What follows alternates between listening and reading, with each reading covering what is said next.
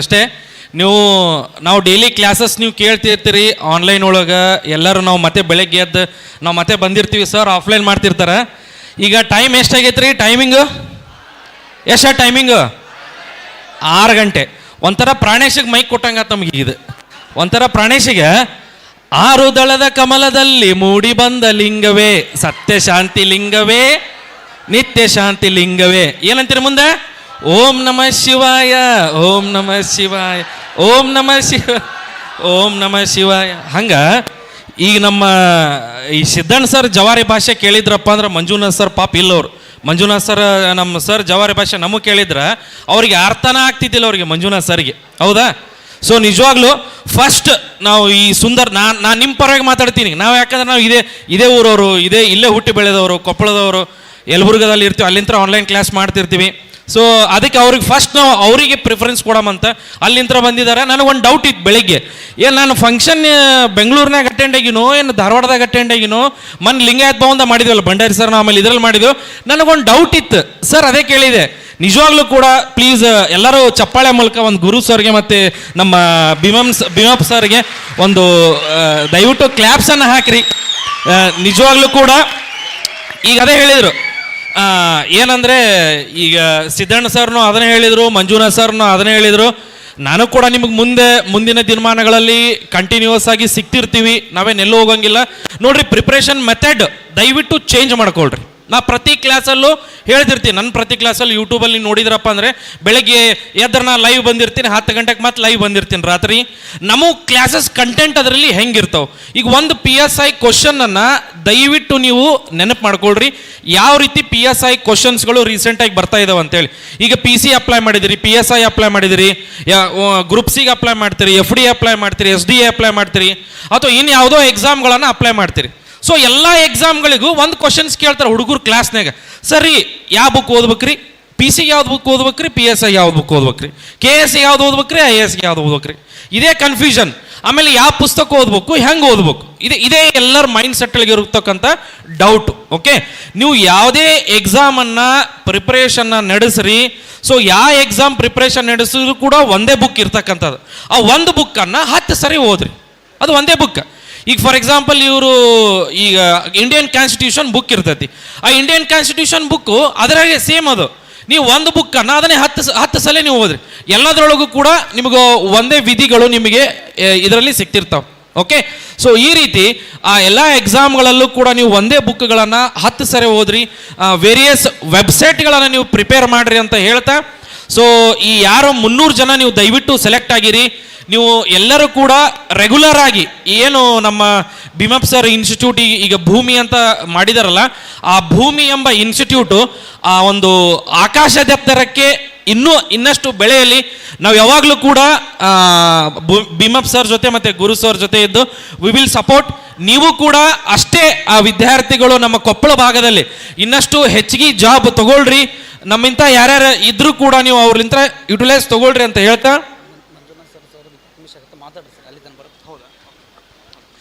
Manjunath sir ಇನ್ನೊಂದು 15 ಮಿನಿಟ್ಸಲ್ಲಿ ಬರ್ತಾರಂತೆ. So ದಯವಿಟ್ಟು ಎಲ್ಲರೂ ವೇಟ್ ಮಾಡಿರಿ. ಯಾರೂ ಏನು ಹೋಗಂಗಿಲ್ಲಲ್ಲ? ಯಾರೇನು ಹೋಗಂಗಿಲ್ಲ ಅದಲ್ರಿ? ಓಕೆ, ಅದನ್ನು ಲಾಕ್ ಮಾಡಿಬಿಟ್ರೆ ಬೆಸ್ಟ್ ಆಗ್ಬಿಡ್ತೈತಿ. ಇನ್ನೊಂದು 15 ನಿಮಿಷ ಮಾತಾಡಮಂತ ಆರಾಮ, ಏನು ಎಲ್ಲೂ ಹೋಗಂಗಿಲ್ಲ.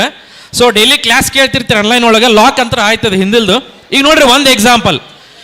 ಈಗ ಎಲ್ಲರೂ ಸೈನ್ಸ್ ಅಂದರೆ ತುಂಬ ಭಯ ಇರ್ತೈತಿ. ಸರ್ ಸೈನ್ಸ್ ಅಂದರೆ ಇದು ಹೆಂಗೆ ಭಯ ಪಡ್ತಿರೋ ಏನೋ ನನಗಂಕರು ಗೊತ್ತಾಗಂಗಿಲ್ಲ.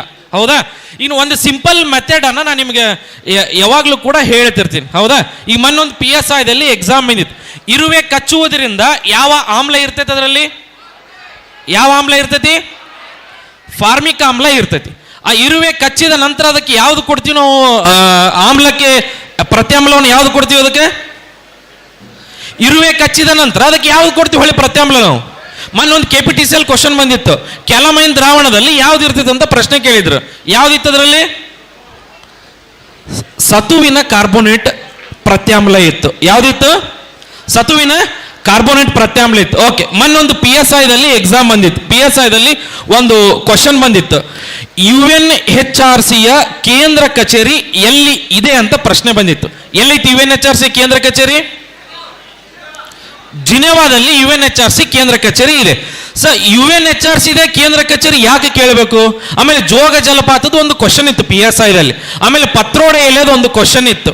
ಓಕೆ, ಈ ಎಲ್ಲ PSI ಕ್ವಶನ್ಸ್ಗಳನ್ನ ಸೊ ಏನು ಅವಾಗಲೇ ನಮ್ಮ ಸಿದ್ಧಾಂತ್ ಸರ್ ಹೇಳಿದ್ರಲ್ಲ, current affairs you have to link with the G K ಅಂತ ನಾವು ಹೇಳ್ತೀವಿ. ಈಗ ಒಂದು ಯಾವುದೋ ಮ್ಯಾಗ್ಝಿನ್ ತಗೊಂಡ್ರಿ ಅಂತ ತಿಳ್ಕೊಳ್ರಿ ನೀವು. ಈಗ ಯಾವುದೋ ಮ್ಯಾಗ್ಝಿನ್ ತಗೊಂಡ್ರಪ್ಪ ಅಂದ್ರೆ ಈಗ ಒಂದೇದ್ದು ಈಗ ಈ ರೀಸೆಂಟ್ ಆಗಿ ಒಂದು ಮಂತಿಂದ ಒಂದು ಮ್ಯಾಗ್ಝಿನ್ ಇದೆ. ಈಗ ಫಾರ್ ಎಕ್ಸಾಂಪಲ್ ಪ್ರಳಯ ಕ್ಷಿಪಣಿ ಅಂತ ಐತಿ. ಪ್ರಳಯ ಕ್ಷಿಪಣಿಯನ್ನು ಅಭಿವೃದ್ಧಿ ಪಡಿಸಿರ್ತಕ್ಕಂಥವ್ರು ಯಾರು? ಪ್ರಳಯ ಕ್ಷಿಪಣಿ ಅಭಿವೃದ್ಧಿ ಪಡಿಸಿರ್ತಕ್ಕಂಥವ್ರು ಯಾರು? DRDO. ಅದರ ರೇಂಜ್ ಎಷ್ಟಿರ್ತೈತಿ? ಅದರ ಪ್ರಳಯ ಕ್ಷಿಪಣಿದ ರೇಂಜ್ ಎಷ್ಟಿರ್ತೈತಿ ರೀ? 400ರಿಂದ 1000 ರೇಂಜ್ ಅಥವಾ 500 ಕಿಲೋಮೀಟರ್ ರೇಂಜ್ ಇರ್ತೈತಿ ಕೊಡ್ರಿ. ಓಕೆ, ಈ ಪ್ರಳಯ ಕ್ಷಿಪಣಿಯನ್ನ ನೀವು ಅಷ್ಟೇ ಓದಿ ಬಿಟ್ಬಿಡ್ತೀರ. ನೀವೇನ್ ಮಾಡ್ಬಿಡ್ತೀರ ಅಂದ್ರೆ ಓಲ್ಡ್ ಕ್ವಶನ್ ಪೇಪರ್ಗಳನ್ನ ಒಂದು ಯಾರೋ ಒಬ್ರು ಹೇಳಿದ್ರಪ್ಪ ಅಂದ್ರೆ ಅವನು ಬೆಳತನ ಕುಂತ್ಕೊಂಡು ಬಿಡಿಸಿ ಮತ್ತೆ ಎಕ್ಸಾಮ್ನಾಗ ಮರ್ದಿವ್ಸ ಬರದ ತಕ್ಷಣ ಅಯ್ಯೋ ಸರ್ ಒಂದು ಕ್ವಶನ್ನೇ ಬಂದಿಲ್ಲಲ್ಲ ಇವು ಅಂತ ನೀವು ಮತ್ತೆ ನಮಗೆ ಬ್ಲೇಮ್ ಮಾಡೋದು ಎಲ್ಲರಿಗೂ ಕೂಡ. ಓಕೆ, ಸೊ ನೀವೇನ್ ಮಾಡ್ಬಿಡ್ತೀರಿ, ಆ ಓಲ್ಡ್ ಕ್ವಶನ್ ಪೇಪರ್ನ ಅಷ್ಟೇ ಬಿಡಿಸ್ಕೊಂಡ್ಬಿಡ್ತೀರಿ. ಆ ಓಲ್ಡ್ ಕ್ವಶನ್ ಪೇಪರ್ಗೆ ರಿಲೇಟ್ ಆಗಿರ್ತಕ್ಕಂಥ ಹೊಸ ಕ್ವಶನ್ಸ್ ಯಾವ ಬರ್ತಾವ ಅಂತೇಳಿ ಒಬ್ರು ಕೂಡ ಅದನ್ನ ನೀವೇನ್ ಮಾಡಂಗಿಲ್ಲ, ತಲೆ ಕೆಡ್ಸೋಣಂಗಿಲ್ಲ. ಇದು ನಿಮ್ಮ ಫೇಲ್ಯೂರ್ ಅಂತ ನಾನು ಹೇಳ್ಬೋದು. ಓಕೆ, ಸೊ ಹಾಗಾಗಿ ಈ old question paper just it is a model. ಈಗ ನೋಡ್ರಿ, ನಾನು ಕರೆಂಟ್ ಅಫೇರ್ಸ್ ಮತ್ತೆ ಸೈನ್ಸ್ ಕ್ಲಾಸಸ್ 2 ಕ್ಲಾಸ್ ಆನ್ಲೈನಲ್ಲಿ ನಾನು ಮಾಡ್ತೀನಿ. ಯಾವ ಒಂದು ಎಜುಕೇಟರ್ಗಳಿಂದ ಎಲ್ಲಿ ಬುಕ್ ಇಂತ ಕ್ವಶನ್ಸ್ ಆಲ್ಮೋಸ್ಟ್ ಕವರ್ ಆದಂಗೆ ಆಗಿಲ್ಲ. ಓಕೆ, ಬಟ್ ನಮ್ಮ ಕ್ಲಾಸ್ ಇಂತ ಒಂದು 40ರಿಂದ 50 questions directly they have in PSI examination. So ಹಾಗಾಗಿ ನೀವೇನ್ ಮಾಡ್ಬೇಕಪ್ಪ ಅಂದ್ರೆ ಆ ಓಲ್ಡ್ ಕ್ವಶನ್ ಪೇಪರ್ ಸಮೇತ ಹೊಸ ಕ್ವಶನ್ಸ್ ಅನ್ನ ನೀವು ದಯವಿಟ್ಟು ಪ್ರಾಕ್ಟೀಸ್ ಮಾಡೋದನ್ನ ನೀವು ಕಲಿಬೇಕಾಗ್ತೈತಿ. ಆಮೇಲೆ ಈಗ ರೀಸೆಂಟ್ ಟ್ರೆಂಡ್ ಅಲ್ಲಿ ವಿಜ್ಞಾನ ಕ್ವಶನ್ಸ್ಗಳು ಮತ್ತೆ ಕರೆಂಟ್ ಅಫೇರ್ಸ್ ಪ್ರಶ್ನೆಗಳು ಸ್ವಲ್ಪ ನೀವೇನ್ ಮಾಡಾಕೊಂತಾರಪ್ಪ ಅಂದ್ರೆ ಈಗ ಹೆಚ್ಚಿಗೆ ಕೇಳಾಕೊಂತಾರ. ಓಕೆ, ಆಮೇಲೆ ಈಗ ಎಲ್ಲರೂ ಪ್ರಶ್ನೆ ಅದನ್ನ ಕೇಳ್ತಾರೆ, ಸರ್ ಈಗ ಮೆಂಟಲ್ ಎಬಿಲಿಟಿ ಲಾಸ್ಟ್ ಟೈಮ್ ಬಂದಿಲ್ಲ, ಮತ್ತೆ ಅದನ್ನ ಹೆಂಗ್ ಮಾಡ್ಬೇಕು ಸರ್? ದಯವಿಟ್ಟು ಎಲ್ಲದಕ್ಕೂ ಕೂಡ ನೀವೇನ್ ಮಾಡ್ರಿ, ಒಂದೇ ಪ್ರಿಫರೆನ್ಸ್ ಕೊಡ್ರಿ. ಈಗ ಒಂದೇ ಹಿಸ್ಟ್ರಿ ಒಂದ್ರೆ ಓದಿದಾತು ಅಥವಾ ನಾವು ಜಿಯೋಗ್ರಫಿನ ಒಂದು ಓದಿದಾತು. ಫಸ್ಟ್ ನೀವೇನ್ ಮಾಡ್ರಿ, ಆ 6 to 12th ಪುಸ್ತಕಗಳನ್ನ ದಯವಿಟ್ಟು first perfect agri. This is the way of success. ಹೌದಾ? ನಿಮ್ಗೆ ಎಲ್ಲರೂ ಅಲ್ಲಿ ಹೇಳ್ತಿರ್ತಾರೆ. ಆಮೇಲೆ ನಮ್ಮ ಕ್ಲಾಸಲ್ಲಿ ಯಾವುದೇ ಗಿಮೆಂಟ್ಸ್ ಅಲ್ಲಿ ಚಾನ್ಸಸ್ ಇರಂಗಿಲ್ಲ. ನೀವು ಬೇರೆ ಕ್ಲಾಸಲ್ಲಿ ಉದ್ರಿ ಕಮೆಂಟ್ಸ್ ಮಾಡ್ತಿರ್ತೀರಿ, ಬಟ್ ನಮ್ಮಲ್ಲಿ ಸೊ ಅಲ್ಲಿ ಯಾವುದೇ ಕಮೆಂಟ್ಸ್ ಇರಂಗಿಲ್ಲ, ಏನಿರಂಗಿಲ್ಲ. ನಮ್ದು ಎಲ್ಲ ಕಮೆಂಟ್ ಬಾಕ್ಸು ಆಫ್ ಇರ್ತೈತೆ. ಯಾರು ಕ್ಲಾಸ್ ಕೇಳ್ತಿರ್ತೀನಿ ನಿಮಗೆ ಗೊತ್ತಿರ್ತೈತೆ ಪ್ರತಿ ದಿವಸ ಅದು. ಓಕೆ, ಸೊ ಹಾಗಾಗಿ ಈಗ ಯಾರು PCಗೆ ಈಗ ಎಷ್ಟು ಜನ ಅಪ್ಲಿಕೇಶನ್ ಹಾಕಿರಿ? PC ಕೈ ಎತ್ರಿ ಫಸ್ಟ್, ಜಲ್ದಿ. ಇಷ್ಟು ಜನ ನೀವು PCಗೆ ಅಪ್ಲಿಕೇಶನ್ ಹಾಕಿದಿರಿ. ಓಕೆ, ಸೊ ನೀವು ಈಗ ಆಲ್ರೆಡಿ ಏನ್ ಮಾಡ್ಬಿಟ್ಟಿದ್ದೀರಿ ಅಂದ್ರೆ ಒಂದು ರೌಂಡ್ ಓದ್ಬಿಟ್ಟಿದ್ದೀರಿ. ಹೌದಾ? ಸೊ ನೀವು ಏನೇನು ಓದಿರಲ್ಲ ಆ ಓದಿರ್ತಕ್ಕಂಥದನ್ನ ನೀವೇನ್ ಮಾಡ್ರಿ, ಮತ್ತೆ ಹೊಳ್ಳಿ ನೈಟ್ ಅಥವಾ ರಾತ್ರಿ ಒಂದೊಂದ್ಸಲಿ ನೀವೇನ್ ಮಾಡ್ರಿ, ರಿವಿಷನ್ ಮಾಡ್ರಿ. ಈಗ ಮೊನ್ನೆ ಒಂದು ಇಂಟರ್ವ್ಯೂ ತಗೊಂಡಿದ್ರು ಯಾರೋ ಅಶ್ವಿನಿ ಚೌಹಾಣ್ ಅಂತೇಳಿ. ಮೊನ್ನೆ ಒಂದು PSI ಆಗಿತ್ತು ನಮ್ಮ ಅನ್ಅಕಾಡೆಮಿ ಅಂತ.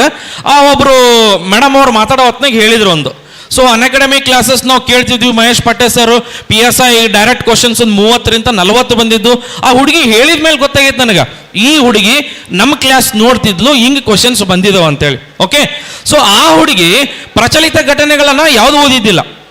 ನಾನು ಹೇಳಿದೆ, ಸರ್ ಹೇಳಿದ್ರು ನ್ಯೂ ಇಂಡಿಯಾ ಸಮಾಚಾರ, ಪ್ರಜಾವಾಣಿ ಪೇಪರ್ ಅವರ ಟೆಲಿಗ್ರಾಮ್ ಚಾನಲಲ್ಲೂ ಅವರು ಅಪ್ಲೋಡ್ ಮಾಡಿರ್ತಾರೆ, ನನ್ನ ಟೆಲಿಗ್ರಾಮ್ ಚಾನಲಲ್ಲಿ ನಾವು ಅಪ್ಲೋಡ್ ಮಾಡಿರ್ತೀವಿ. ಸೊ ಪ್ರಜಾವಾಣಿ ಪೇಪರ್ ಆಗಿರ್ಬೋದು, ದ ಹಿಂದೂ ಪೇಪರ್ ಆಗಿರ್ಬೋದು, ನ್ಯೂ ಇಂಡಿಯಾ ಸಮಾಚಾರ ಆಗಿರ್ಬೋದು, GK ಟುಡೇ ಆಗಿರ್ಬೋದು, PRS ವೆಬ್ಸೈಟ್ ಆಗಿರ್ಬೋದು, PIB ವೆಬ್ಸೈಟ್ ಆಗಿರ್ಬೋದು.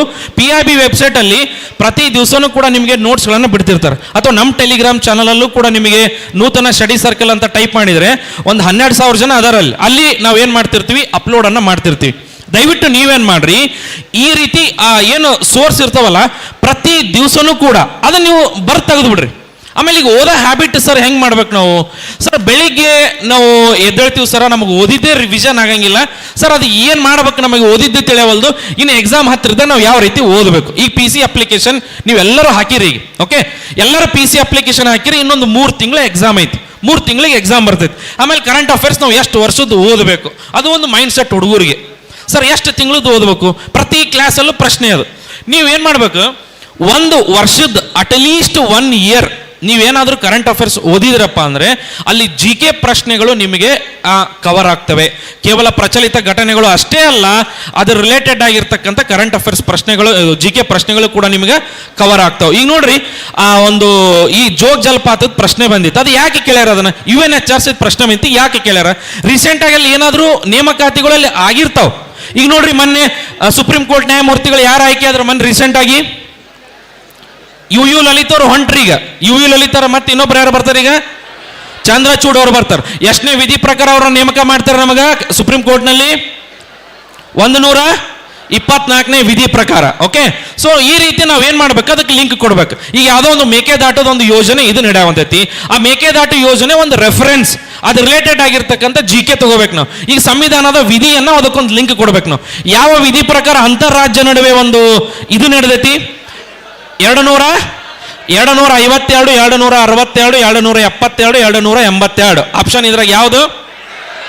262ನೇ ವಿಧಿ ಪ್ರಕಾರ ಅಂತಾರಾಜ್ಯ ವಿವಾದ 1956ರಲ್ಲಿ ರಚನೆಯಾಗಿತ್ತು ರಾಷ್ಟ್ರೀಯ ಜಲಸಂಪನ್ಮೂಲ ಮಂಡಳಿ. ಇದರ ಅಧ್ಯಕ್ಷರು ಯಾರಾಗಿರ್ತಾರ? ರಾಷ್ಟ್ರಪತಿ, ರಾಜ್ಯಪಾಲ, ಪ್ರಧಾನಮಂತ್ರಿ, ರಾಜ್ಯ ಜಲಸಂಪನ್ಮೂಲ ಸಚಿವರು. ಯಾವುದು? ಪ್ರಧಾನಮಂತ್ರಿಗಳು ರಾಷ್ಟ್ರೀಯ ಜಲಸಂಪನ್ಮೂಲ ಮಂಡಳಿಯ ಅಧ್ಯಕ್ಷರಾಗಿರ್ತಾರೆ. ಓಕೆ, ಉಪಾಧ್ಯಕ್ಷರು ಯಾರಾಗಿರ್ತಾರ? ಉಪಾಧ್ಯಕ್ಷರದೇ ಯಾರು? ರಾಜ್ಯ ಇದು ಜಲಸಂಪನ್ಮೂಲ ಸಚಿವರಾಗಿರ್ತಾರೆ. ನೋಡ್ರಿ, ಹಿಂಗೆ ನಾವು ಏನು ಮಾಡ್ಬೇಕಪ್ಪ ಅಂದರೆ ಆ ಕರೆಂಟ್ ಅಫೇರ್ಸ್ಗೆ ಈ ಜಿ ಕೆ ಅನ್ನ ನಾವೇನು ಮಾಡ್ಬೇಕಪ್ಪ ಅಂದ್ರೆ ಲಿಂಕ್ ಕೊಡಬೇಕು. ಈಗ ಓದೋ ಹೊತ್ನಾಗ ಸರ್ ಅದು ಅಗ್ನಿ ಕ್ಷಿಪಣಿ ಅಥವಾ ಪ್ರಳಯ ಕ್ಷಿಪಣಿದು ಹೋದ PC ಒಳಗೆ ಅದು ಒಂದೇ ಕ್ವಶನ್ ಬಿದ್ದಿತ್ತು ಸರ್, ಅದು ಒಂದೇ ಓದಿಬಿಟ್ಟಿದ್ದೀವಿ ನಾವು, ಉಳಿದಿದ್ದೇ ಓದೇ ಇಲ್ಲ ಸರ್. ಮತ್ತೆ ಅದು ಎಲ್ಲಿ ಪಾಸ್ ಆಗ್ಬೇಕ್ರಿ ಎಕ್ಸಾಮು? ಹೌದಾ? ಅದು ಒಂದೇ ಓದಿವಿ ಅಂದ್ರೆ ಉಳಿದಿದ್ದು ಯಾರು? ನಾವು ಓದ್ಬೇಕು ಅದನ್ನು. ಹೌದಾ? ಹಾಗಾಗಿ ಪ್ರತಿ ಮ್ಯಾಗ್ಝಿನ್ ಅಥವಾ ಪ್ರತಿ ಬುಕ್ದಲ್ಲಿ ನೀವೇನು ಮಾಡ್ಬೇಕಪ್ಪ ಅಂದರೆ you should read everything. PC ಅಂತ ದಯವಿಟ್ಟು ಯಾರು ಗೆರಿ ಕೊರ್ಕೊಳಕ್ ಹೋಗ್ಬೇಡ್ರಿ. ಓಕೆ, ಓದೋ ಹೊತ್ನಾಗ ನೀವೇನು ಮಾಡ್ಬಿಡ್ರಿ, ಸ್ವಲ್ಪ ಇನ್ನೊಂದು 4-5 ಲೈನ್ ನಾ ಏನು ನಿಮಗೆ ಹೇಳಿದ್ನಲ್ಲ, ಫಸ್ಟ್ ಟು ಲಾಸ್ಟ್ ಪಾಯಿಂಟ್ಸ್ಗಳನ್ನು, ಆ ಎಲ್ಲ ಪಾಯಿಂಟ್ಸ್ಗಳನ್ನು ದಯವಿಟ್ಟು ಒಂದು ನೋಟ್ಸ್ ಮಾಡಿ ಬರೆದಿಟ್ಕೊಳ್ರಿ. ಈಗ ಯಾವುದೇ ಒಂದು ಸರ್ ನಾನು ಕ್ಲಾಸ್ ಕೇಳ್ತೀನಿ ಅಥವಾ ನಾವು ಇಲ್ಲೆಲ್ಲೋ ಕೋಚಿಂಗ್ ಹೋಗ್ತೀವಿ, ನೀವು ಏನೇ ಮಾಡ್ರಿ, ಅಥವಾ ಮನೆಯಲ್ಲಿ ಕೇಳ್ತೀವಿ, ಸೊ ಒಬ್ಬರು ನಿಮಗೆ ಮಾರ್ಗದರ್ಶಕರು ಅನ್ನೋರು ಬೇಕೇ ಬೇಕು.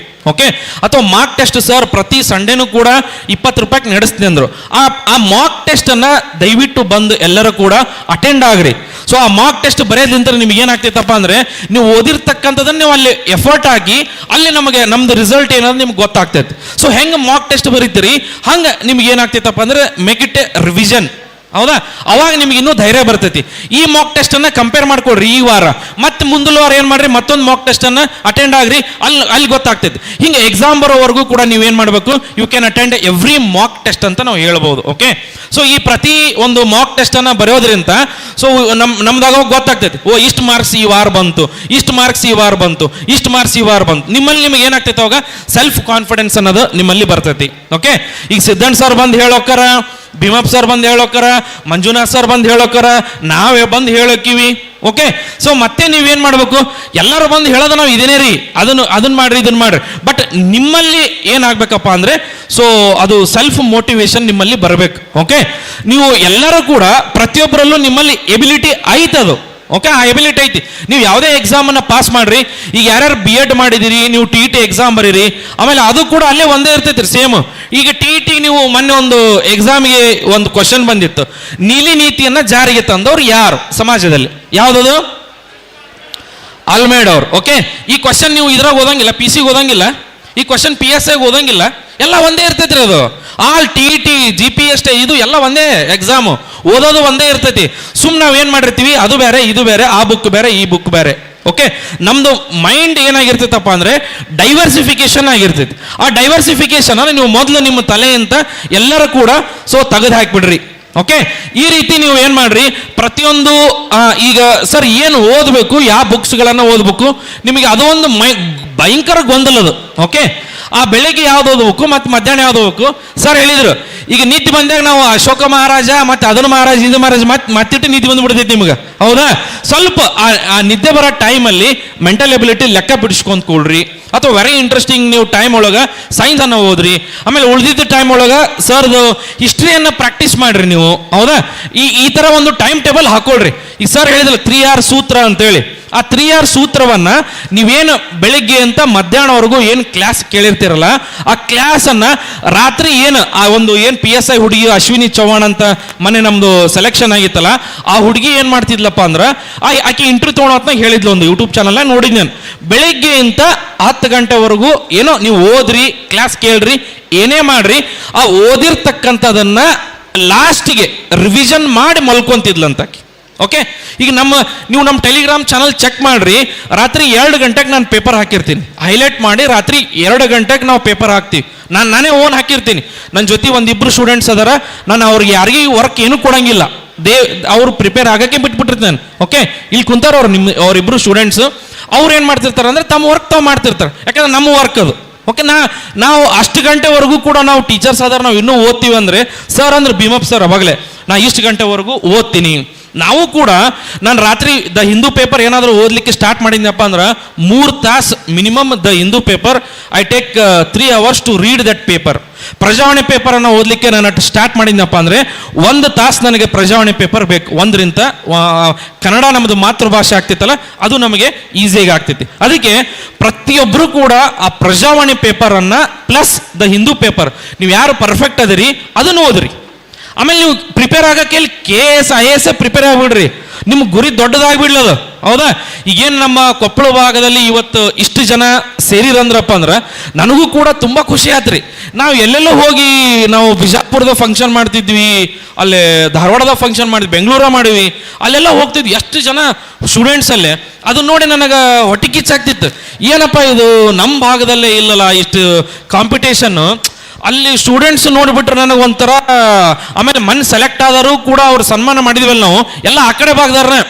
ಹಿಂಗೆ ನಮ್ಮ ಭಾಗದಾರ ನಾವು ಯಾವಾಗ ಮಾಡ್ತೀವಿ ಅಂತ ನನಗೊಂದು ಭಾಳ ಕೊರಗಿತ್ತದು. ಓಕೆ, ಸೊ ಹಾಗಾಗಿ ನೀವು ಕೂಡ ಈಗೇನು ನಿಮಗೆ ಪುಸ್ತಕಗಳ ಒಂದು ರಿಸೋರ್ಸ್ಗಳು ಬೇಕು, ಅದು ಬೇಕು, ನೀವು ಅದರ ಕಡೆ ನೀವು ದಯವಿಟ್ಟು ಗಮನವನ್ನು ಹರಿಸ್ರಿ. ಎಲ್ಲರೂ ಕೂಡ ಯಾರೂ ಕೂಡ ದಯವಿಟ್ಟು ಟೈಮನ್ನು ವೇಸ್ಟ್ ಮಾಡಕ್ಕೆ ಹೋಗ್ಬೇಡ್ರಿ. ಸರ್ ಸುಮಾರು ಹೇಳಿದರು, ಅನೇಕ ಜೋಕುಗಳನ್ನು ಹೇಳಿದರು, ಅದನ್ನು ಹೇಳಿದರು. ಅದ್ರಲಿಂತ ನೀವು ಅಟ್ಲೀಸ್ಟ್ ನೀವೇನಾಗಬೇಕಪ್ಪ ಅಂದರೆ ಪ್ರತಿಯೊಬ್ಬರಲ್ಲೂ ಕೂಡ ಒಂದು ಇನ್ಸ್ಪೈರೇಷನ್ ಮೂಡಬೇಕು. ಮಂಜುನಾಥ್ ಸರ್ ಬಂದು ಹೇಳಿದ್ರು, ಆಮೇಲೆ ಸಿದ್ದಣ್ಣ ದಳವಾಯಿ ಸರ್ ಬಂದು ಹೇಳಿದ್ರು, ಭೀಮಪ್ಪ ಸರ್ನು ಕೂಡ ಅವರು ಅದ್ಭುತವಾಗಿರ್ತಕ್ಕಂಥ ತಮ್ಮ ನಾಲೆಜನ್ನು ತಮ್ಮ ಈ ಇಡೀ ಲೈಫನ್ನೇ ನಿಮ್ಮ ಸಲುವಾಗಿ ಅವ್ರು ವರ್ಕ್ ಮಾಡೋ ನೋಡಿದ್ರಪ್ಪ ಅಂದ್ರೆ ಅವರೇ ನಮಗೆ ದೊಡ್ಡ ಇನ್ಸ್ಪೈರ್. ಓಕೆ, ಸೊ ಈ ರೀತಿ ಅವರನ್ನೇ ನಾವು ಒಂದು ಇನ್ಸ್ಪೈರ್ ಆಗಿ ತಗೊಂಡು ಪ್ರತಿ ದಿವಸನೂ ಕೂಡ ನೀವು ಅದನ್ನು ಪ್ರಾಕ್ಟೀಸ್ ಮಾಡಿರಿ. ಆಮೇಲೆ ಈಗ ಸೈನ್ಸ್ ಯಾರು ಟಫ್ ಅಂತಾರೆ ದಯವಿಟ್ಟು ಬಿಡಕ್ಕೆ ಹೋಗ್ಬೇಡ್ರಿ. ಸೈನ್ಸ್ ಸರ್ ಏನು ಓದಬೇಕು, ಯಾವ ಬುಕ್ ಓದಬೇಕು ಒಂದು ಕನ್ಫ್ಯೂಷನ್ ಇರ್ತೈತೆ ಹುಡುಗರಿಗೆ. ಸೈನ್ಸ್ ಅಂಕರು ಯಾವುದೂ ಓದಕ್ಕೆ ಹೋಗ್ಬೇಡ್ರಿ. 6ನೇ ಕ್ಲಾಸಿಂದ 12ನೇ ಕ್ಲಾಸ್ ಏನು ಸರ್ಕಾರಿ ಪುಸ್ತಕಗಳು ಅದಾವಲ್ಲ ಅಷ್ಟೇ ನಿಮಗೆ ಎಕ್ಸಾಮಿಗೆ ಬರೋದು. ಅದು ಒಂದು ಓದಿಬಿಟ್ರಪ್ಪ ಅಂದ್ರೆ ನೀವು RRB ಎಕ್ಸಾಮನ್ನು ಬರಿಬೋದು, TET ಎಕ್ಸಾಮನ್ನು ಬರಿಬೋದು, GPSR ಬರಿಬೋದು, HSTR ಬರಿಬೋದು, PC, PSI, PDO, any exam you can clear the questions. ಈಗ ನೋಡ್ರಿ, ಮೊನ್ನೊಂದು PSIದಲ್ಲಿ ಕ್ವಶನ್ ಬಂದಿತ್ತು, ಯಾರು ಹೇಳಿಲ್ಲ ಅದನ್ನು, but I covered that question. Blue baby ಸಿಂಡ್ರೋಮ್ದು ಒಂದು ಪ್ರಶ್ನೆ ಬಂದಿತ್ತು. ಬ್ಲೂ ಬೇಬಿ ಸಿಂಡ್ರೋಮ್ ಯಾವುದರಿಂದ ಬರ್ತೈತಿ? ನೈಟ್ರೇಟ್ ಇಂದ ಬರ್ತೈತಿ ಬ್ಲೂ ಬೇಬಿ ಸಿಂಡ್ರೋಮ್. ಆ ಬ್ಲೂ ಬೇಬಿ ಸಿಂಡ್ರೋಮ್ ನಮಗೆ ಯಾವ ಪಾಠದಾಗ ಹುಡುಕಾಡಿದ್ರು ಕೂಡ ಸಿಗಂಗಿಲ್ಲ. That has asked the question by the GK Today website or exam Veda or any other some websites, topper exam other ವೆಬ್ಸೈಟ್ಗಳಿಂದ ಆ ಪ್ರಶ್ನೆಗಳನ್ನು ತೆಗೆದಿರ್ತಾರೆ ನಮ್ಗೆ. ಓಕೆ, ನೀವು ಇದರೊಳಗೆ ಈಗೇನು ವೆಬ್ಸೈಟ್ಗಳದಾವಲ್ಲ, GK Today ಆಗಿರ್ಬೋದು, ಟಾಪರ್ ಆಗಿರ್ಬೋದು, ಎಕ್ಸಾಮ್ ವೇದ ಆಗಿರ್ಬೋದು, ಅಲ್ಲಿ ಸುಮಾರು ಪ್ರಶ್ನೆಗಳು ನಿಮಗೆ ಈ ಒಂದು ವೆಬ್ಸೈಟಲ್ಲಿ ಸಿಗ್ತಾವೆ. ಸರ್ ಹೇಳಿದರು ಒಂದು GK Today ಅಂತ ಪ್ರತಿ ದಿವಸ 5 ಕ್ವಶನ್ಸ್ಗಳನ್ನು ಅಲ್ಲಿ ಕೊಟ್ಟಿರ್ತಾರೆ. ನಾ 5 ಕ್ವಶನ್ಸ್ಗಳನ್ನು ನಾನು ಮಧ್ಯಾಹ್ನ ಕರೆಂಟ್ ಅಫೇರ್ಸ್ ಕ್ಲಾಸಲ್ಲಿ ಪ್ರತಿ ದಿವಸ ನಾನು ಕರೆಂಟ್ ಅಫೇರ್ಸ್ ಕ್ಲಾಸಲ್ಲಿ ನಾವು ಕವರ್ ಮಾಡಿರ್ತೀವಿ. ಅದ್ರ ಜೊತೆಗೆ ಇನ್ನೂ 15 ಕ್ವಶನ್ಸನ್ನು ಬಿಟ್ಟಿರ್ತಾರೆ. ಪೇಯ್ಡ್ ವರ್ಷನ್ ಇರ್ತಾವೆ, ಅದು ಫ್ರೀ ಇರೋಂಗಿಲ್ಲ. 400 ರೂಪೀಸ್ ಅಥವಾ 500 ರೂಪೀಸ್ ನೀವು ಪೇಯ್ಡ್ ಮಾಡಬೇಕು. ಬಟ್ ನಮ್ಮ ಟೆಲಿಗ್ರಾಮ್ ಚಾನಲ್ಗೆ ಜಾಯ್ನ್ ಆದ್ರಪ್ಪ ಅಂದ್ರೆ ಆ 15 ಕ್ವಶನ್ಸ್ಗಳು ನಿಮಗೆ ಉಚಿತವಾಗಿ ನಮ್ಮ ಟೆಲಿಗ್ರಾಮ್ ಚಾನಲಲ್ಲಿ ಸಿಗ್ತಾವೆ. ನೋಡ್ರಿ, ಅಲ್ಲಿ ನೀವು ಏನು ದುಡ್ಡು ಕೊಡಬೇಕಂತ ಅವಶ್ಯಕತೆ ಇಲ್ಲ, ಏನೂ ಇಲ್ಲ. ಅದರಲ್ಲಿ ಉಚಿತವಾಗಿ ನಿಮಗೆ ಎಲ್ಲದೂ ಸಿಗ್ತೈತಿ. ಈಗ ಅವಾಗ ಇಷ್ಟೆಲ್ಲ ಫೆಸಿಲಿಟಿಗಳು ಇದ್ದಿದ್ದಿಲ್ಲ. ಹಾಗಾಗಿ ಆ ಒಂದು ಪ್ರತಿ ದಿವಸನೂ ಕೂಡ ಆ ಕ್ವಶನ್ಸ್ಗಳನ್ನು ಕೂಡ ನೀವು ಏನು ಮಾಡ್ರಿ, ಪ್ರತಿ ದಿವಸ ಬರ್ತಗಿರಿ. ಓಕೆ, ಆಮೇಲೆ ಈಗ ಸರ್ ನಾವು ವಿಜ್ಞಾನ ಮತ್ತು ಕರೆಂಟ್ ಅಫೇರ್ಸ್ ಮತ್ತು ಜಿಯೋಗ್ರಫಿ ಯಾವ ಎಷ್ಟು ಓದ್ತೀವಿ ಸರ್, ಮತ್ತೆ ಎಕ್ಸಾಮ್ ಅಂತ ನೆನಪು ಹಾರಿಬಿಡ್ತವೆ. ಅವಾಗ ಏನು ಮಾಡ್ಬೇಕು ಸರ್ ನಾವು? ಓಕೆ, ಎಲ್ಲ ಮಕ್ಕಳಿಂದ ಒಂದು ಜನರಲ್ ಕ್ವಶನ್. ಅವಾಗ ನೀವು ಏನು ಮಾಡ್ಬೇಕಪ್ಪ ಅಂದರೆ, ಈಗೇನು ನಿಮ್ಮ ಕೈಯಾರನೇ ಓನ್ ನೋಟ್ಸನ್ನು ನೀವು ಬರೆದು ತೆಗಿಬೇಕು. ಈಗ ನೀವು ಈ ಸೈನ್ಸ್ ನಮಗೆ ಟಫ್ ಇರ್ತೈತಿ. ಈಗ ಫಾರ್ ಎಕ್ಸಾಂಪಲ್ ಎಲೆಕ್ಟ್ರಿಸಿಟಿ ಒಂದು ಚಾಪ್ಟರ್ ಐತಿ. ಎಲೆಕ್ಟ್ರಿಸಿಟಿ ಅಥವಾ ಚಾಪ್ಟರ್ ವಿದ್ಯುತ್ ಏನು ಕರಿತೀವಲ್ಲ ನಾವು, ಅದು 6ನೇ ಕ್ಲಾಸ್ನಾಗೆ ಐತಿ, 7ನೇ ಕ್ಲಾಸ್ನಾಗೆ ಐತಿ, 8ನೇ ಕ್ಲಾಸ್ನಾಗೆ ಐತಿ, 9ನೇ ಕ್ಲಾಸ್ನಾಗೆ ಐತಿ, 10ನೇ ಕ್ಲಾಸ್ನಾಗೆ ಐತಿ. ಅದ್ರ ಮೇಲೆ ಎಲ್ಲ ಕಡೆ ಕ್ವಶನ್ಸ್ ಬರ್ತಾವೆ. ಈಗ ಒಂದು ವಿದ್ಯುತ್ ಇದನ್ನ ಅಳೆಯಲು ಬಳಸುವ ಉಪಕರಣ ಯಾವುದು ಅಂತ ಪ್ರಶ್ನೆ ಕೇಳ್ತಾರೆ. ಯಾವ್ದು ಬರೀತೀರ ಅದ್ರಾಗ? ವಿದ್ಯುತ್ ಕ್ಷೇತ್ರವನ್ನು ಅಳೆಯಲು ಬಳಸುವ ಉಪಕರಣ. ಆಂಪೇರೋ ಆಮ್ ಮೀಟರು?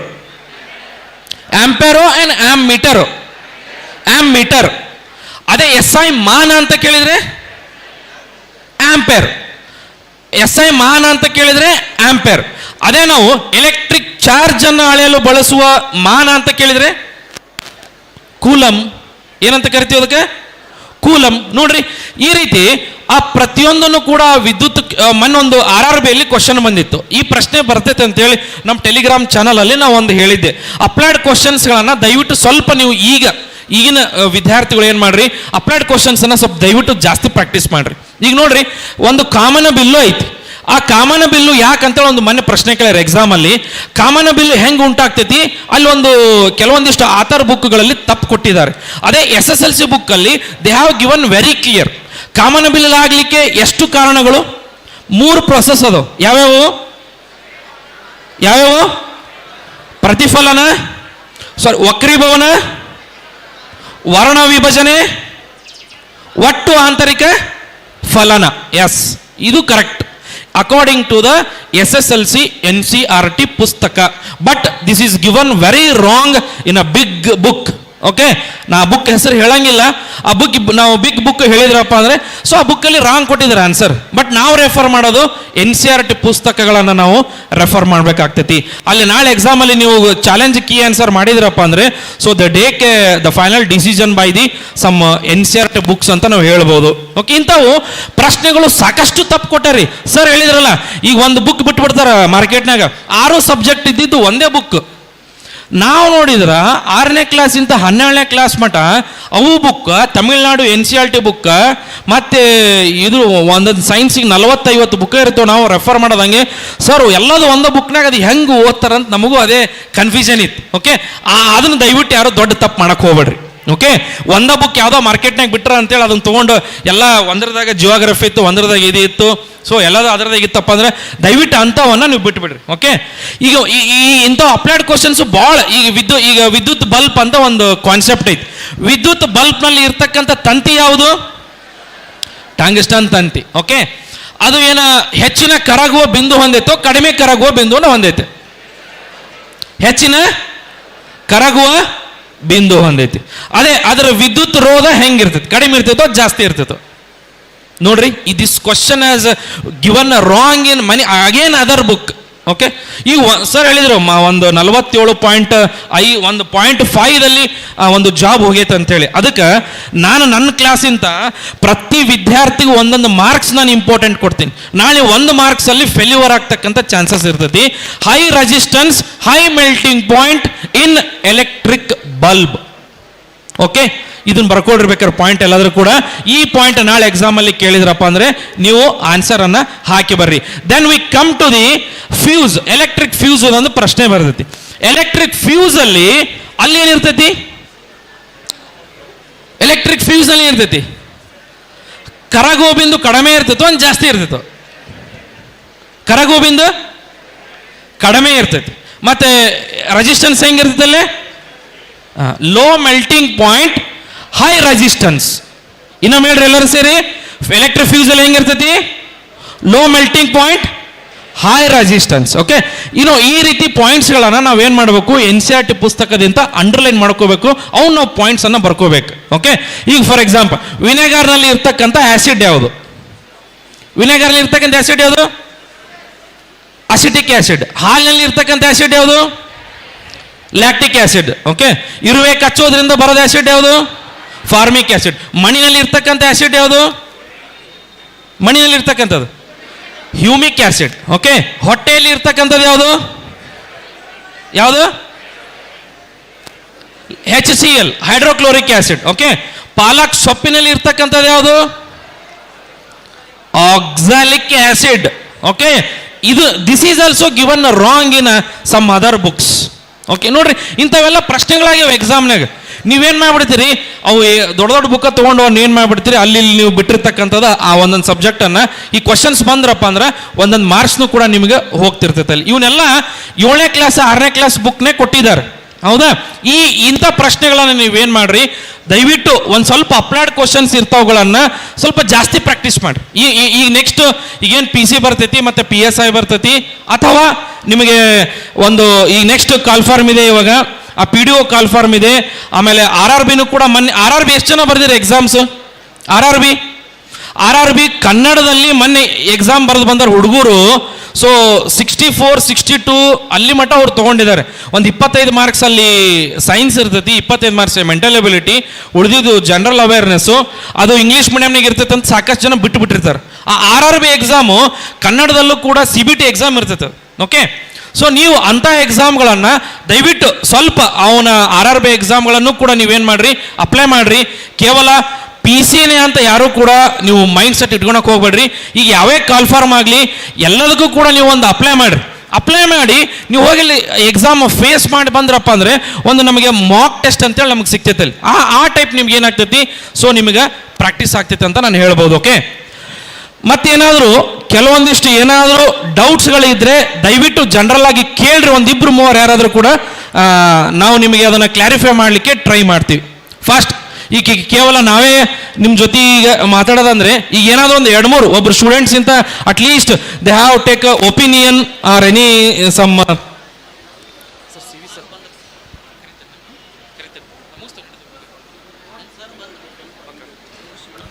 ಸೊ ಎಲ್ಲರೂ ಚಪ್ಪಾಳೆ ಮೂಲಕ C. ಚಂದ್ರಶೇಖರ್ ಸರ್ ಅವರಿಗೆ ವೇದಿಕೆ ಮೇಲೆ ಬರಮಾಡಿಕೊಳ್ಬೇಕು.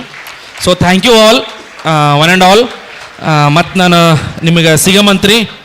ಸೊ ಆಲ್ ದ ಬೆಸ್ಟ್ ಎಲ್ಲರಿಗೂ ಕೂಡ. ಥ್ಯಾಂಕ್ ಯು ರೀ.